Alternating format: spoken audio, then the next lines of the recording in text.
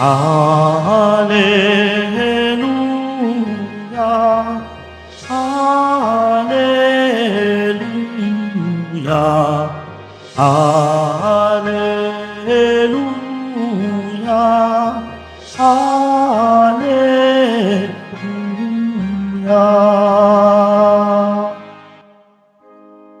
Ako'y pastol na butihin, kilala kong tupang akin. Ako'y kilala nila rin. Hallelujah, Hallelujah, Hallelujah, Hallelujah.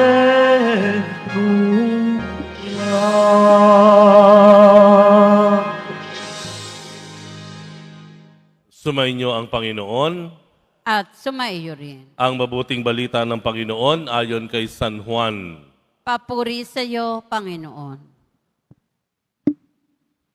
Noong panahong iyon, sinabi ni Jesus, "Tandaan ninyo ito, ang pumapasok sa kulungan ng mga tupa nang hindi sa pinto nagdaraan, kundi umaakyat sa di dapat pagdaanan, ay magnanakaw at tulisan.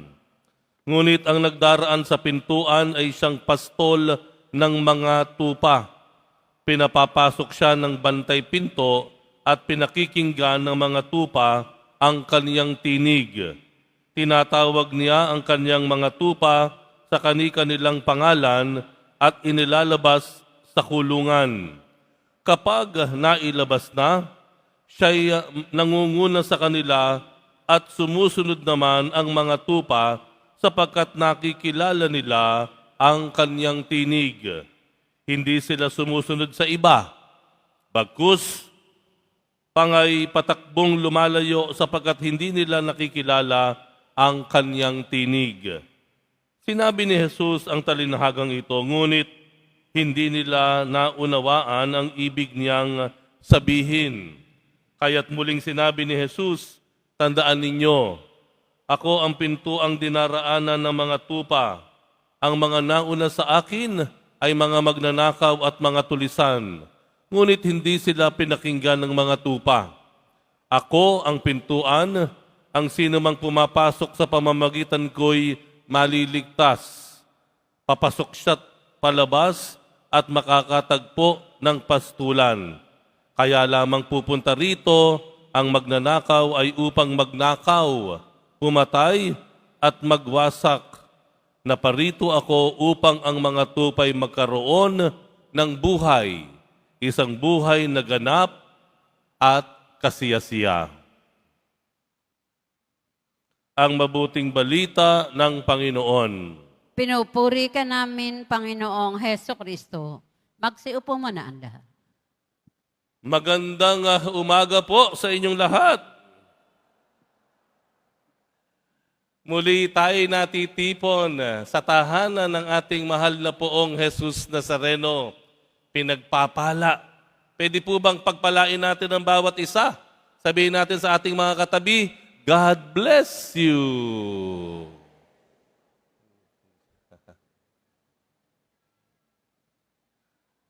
Ang sarap sana kung ang unang narinig natin sa umaga ay mga salitang kagaya noon. God bless you. Salamat sa Diyos. Good news. Di po ba? No? Ano ba gumigising sa inyo kada umaga? Siguro kung tilaok ng manok, ang saya, no? Nakaka-miss, no? Yung mga panahon na may mga manok pa sa ating bakuran.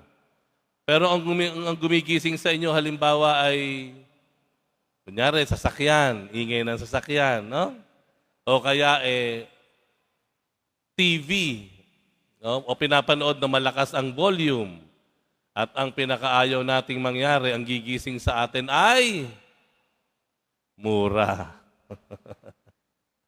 Okay lang daw kasi mura kasi ang dami ngayon puro mahal na. Tingnan niyo po ang Panginoon. Bakit kaya pinakilala niya ang kanyang sarili bilang pastol?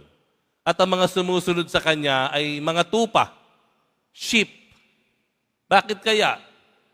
Well, pwede nating sabihin dahil ang pastol, siya yung nagdadala sa mga tupa, sa mga pastulan, dun sa mga lugar na makapal pa ang damo, na magsisilbing pagkain ng kanyang mga tupa. Pwede rin nating sabihin dahil ang pastol, sila yung nagpoprotekta, sila yung nagliligtas o nagtatanggol sa kanyang kawan ng mga tupa mula sa mga bababangis na hayop sa ilang. Pero merong isang katangian ang tupa kung bakit ninais ng Diyos na magpakilala bilang pastol. Ano yon? Ang tupa nakikinig. Ang tupa nakikinig. Alam niyo po ang tupa, malabo po ang mata niyan. Malabo ang mata ng mga sheep. No? Kaya po, ang paraan nila para malaman ang direksyon ng kanilang pupuntahan, para magawa nilang sundan ang kanilang pastol na alam nila, magdadala sa kanila sa pastulan na kanilang kakainan, na alam nila ang mga pastol, magtatanggol sa kanila laban sa mga banta ng mababangis na hayop ay sa pamamagitan ng pakikinig. Dahil nga malabo ang mata. Kaya nasabi ng Panginoon sa Ebanghelyo, ang mga tupa alam ang tinig ng pastol. Alam. Kapag may magpanggap na pastol, hindi nila lalapitan iyon. Sa katunayan ng sabi sa Ebanghelyo, lalayuan pa. Kaya ang sabi sa Ebanghelyo, paglabas sa kulungan, may kulungan yan, ano? Ng mga tupa, malabo ang kanilang mata, ang sinusundan nila yung tinig nung pastol nila. Kaya yung mga pastol noong panahon na iyon, maging mamarahil sa panahon ngayon, ay laging kumakanta, kinakausap yung mga tupa nila, kasi yun ang paraan para makilala sila ng kanilang mga tupa. Kinakausap, sabi pa nga sa Ebanghelyo, pati pangalan, binibigyan pa ng pangalan. Sumisipol yan yung mga pastol habang naglalakad sa burol, no, sa bundok, sa ilang, nagsasalita, kumakanta, sumisipol.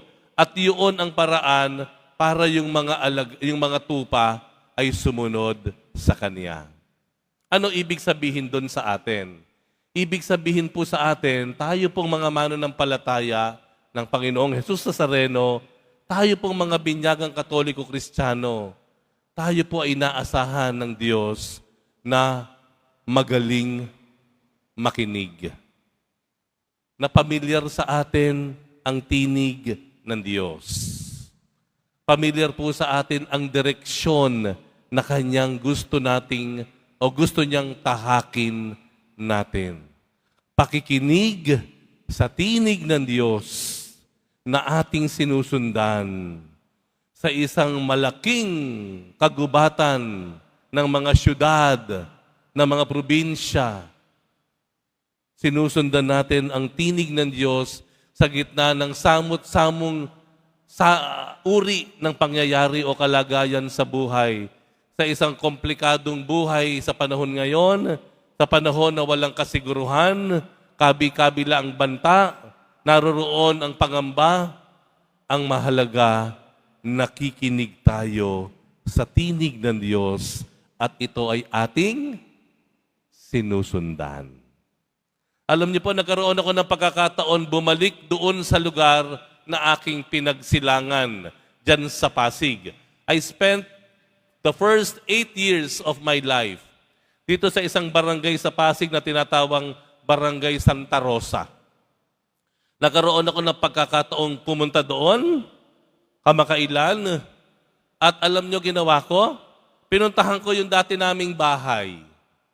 Yung dati naming bahay. Para marating mo ang bahay namin, mayroong mas malaking iskinita, liliko ka sa kaliwa sa mas maliit na iskinita. Maliit na iskinita. Dire-diretso iyon, kakabi ka ng konti ng kanan at bigla kang liliko sa kaliwa, tapos tuloy-tuloy na naman yon. At ang tumbok ng iskinitang yon, bahay namin. Na meron akong mga magagandang alaala doon sa aming lugar na iyon. At nung dumating ako doon, nakita ko na the very spot ng bahay namin. Pero nagulat ako sa aking nakita, wala nang bahay. Bakanting lote na lang yung dating kinatatayuan ng aming bahay. At may mga alagang manok yung may-ari noong lugar na iyon. Kaya nasabi ko sa sarili ko, kita mo naman ng Panginoon, tinawag niya ako mula doon sa lugar na iyon, makipot na daan, likulikong iskinita, pero nakarating sa akin ang tawag niya. Na inihanda niya ako noong unang-una pa. Alam niyo po kung paano ako naglakas loob na magsubok sa seminaryo? Gusto niyo pong malaman ang kwento? Kwento talaga, no? Ako po ay nagtatrabaho na po. Ako po ay may sarili ng hanap buhay.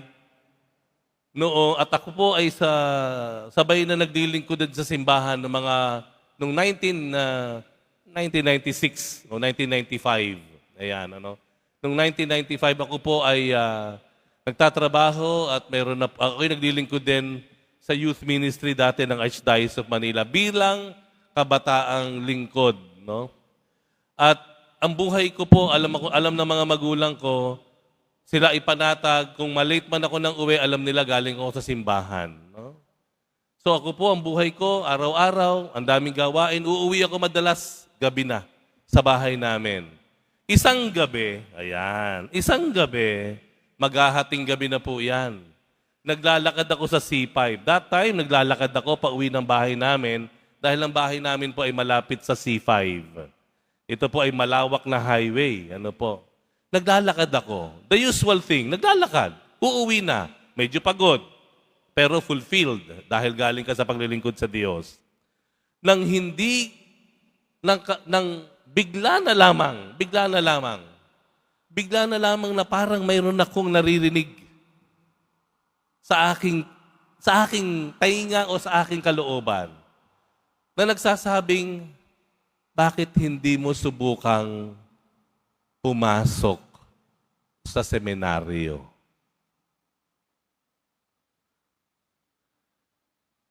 That time, yung kalsada at that time ng C5, wala nang masyadong sasakyan, hating gabi na, madilim na ang kalsada, payapa na ang mga tahanan. Pero kung bakit, doon sa sandaling iyon, parang narinig ko yung isang maliit na tinig na nagsasabing, subukan mong pumasok sa seminaryo. Marami na pong nagtutukso sa akin na subukan sa seminaryo pero hindi ko po ginagawa. Pero nung sandaling iyon, parang iba ang dating sa akin.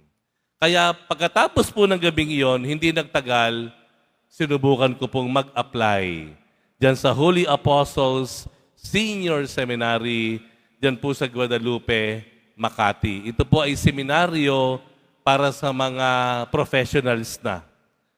Mga teachers, doktor, dentista, lawyer, engineers. Sinubukan ko po. At sa kalooban ng Diyos, pumasa ako in 1996, pumasok na po ako sa seminaryo, and in 2001, ako po ay naging pare. Tinig ng Diyos. Maaaring ang kwento ninyo, hindi kagaya ng kwento ko, pero ang alam ko po, ang Diyos nangungusap sa atin. Nangungusap kung ano ang ating gagawing desisyon, ano ang pipiliin natin. Nangungusap sa atin yung tinig niya na nagsasabi kung ano ang dapat nating gawin sa kalagayang ito, sa inyong hinaharap. Ang Diyos bilang pastol, nangungusap sa atin. Marahil ang hamon po sa atin, bilang bahagi ng kawan ng Panginoong Jesus Nazareno na siyang mabuting pastol, atin pong pakinggan at sundan ang kanyang tinig.